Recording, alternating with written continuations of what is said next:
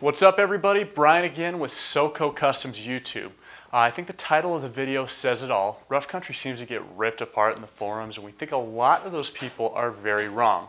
But before we dive too far into this, the subscribe button is down in the right corner for your convenience.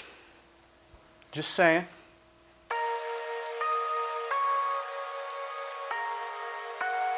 So a lot of people have given rough country a bad name. You go on the forums and people are all about the other brands. Anytime we do a rough country lift on a nice new truck, say one of our dealer builds, people are appalled that we could put such a kit on such a nice truck, and we could go on.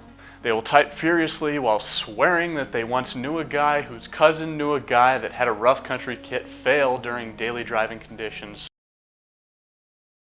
Most of the bad rap that rough country gets is from someone that heard 30 years ago from their uncle that RC is bad. Much like the bias that most people have about Ford versus Chevy. You hear it once, it's tattooed in your brain, we get it.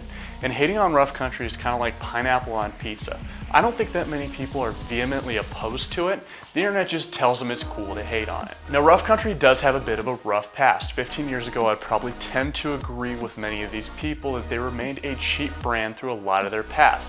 And I use the word cheap in all meanings of the word, but a lot has changed. As the industry has changed from simple body-on-frame farm trucks to all-out techno beasts, and as the big truck manufacturers have competed on premium features and innovative designs to create a feeding frenzy in the craziness that is the truck market in the last 10 years, rough country has kept up.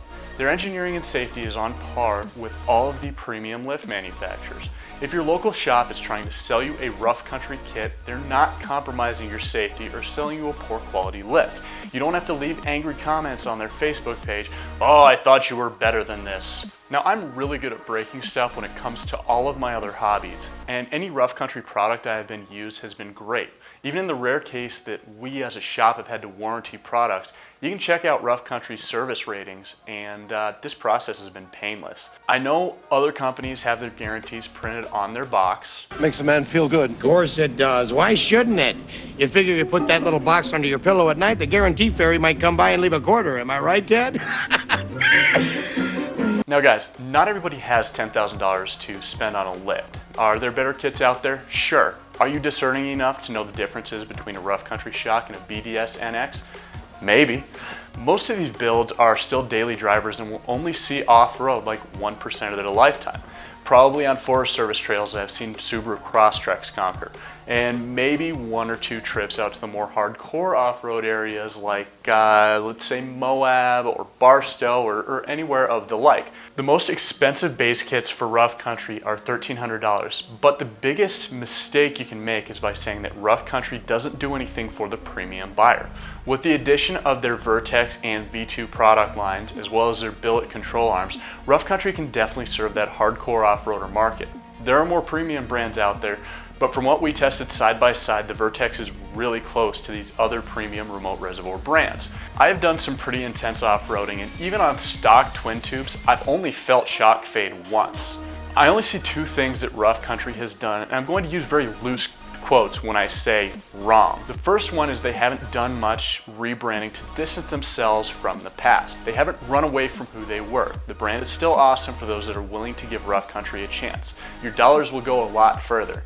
And you know what? If the Olympic Committee can tweak their brand to run away from their atrocities just in time for Tokyo 2020, rough country could surely absolve their cheap past, right? They haven't run away from it. The other wrongdoing is that they haven't really created a separate premium brand for the premium products that they sell. BDS has zoned to separate the premium from non-premium brands, and when you think about the two companies, you think about them as separate entities. And yes, the Fox shocks are nice, but most truck owners out there will not be able to discern between the feeling of running over an expansion joint with rough country shock versus a BDS shock, whether it is the NX or the Fox. Rough Country is a brand that has everything from affordable to premium, and everyone else separates their brands. I think if my opinion was ever asked for, I would tell them to spin off a whole new premium brand.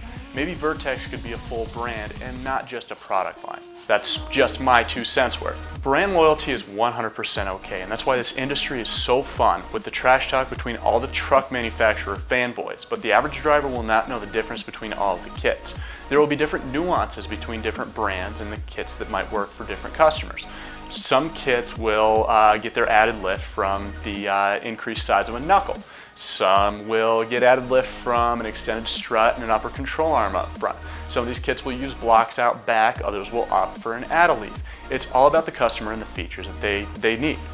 We can constantly argue about the proper way to lift a truck, but I think that we can all agree that factory stance and factory rake sucks. Hey guys, thanks. As always, thumbs up, subscribe. We'll talk to you soon. Leave your opinions down in the comment section below. We'll talk to you guys soon.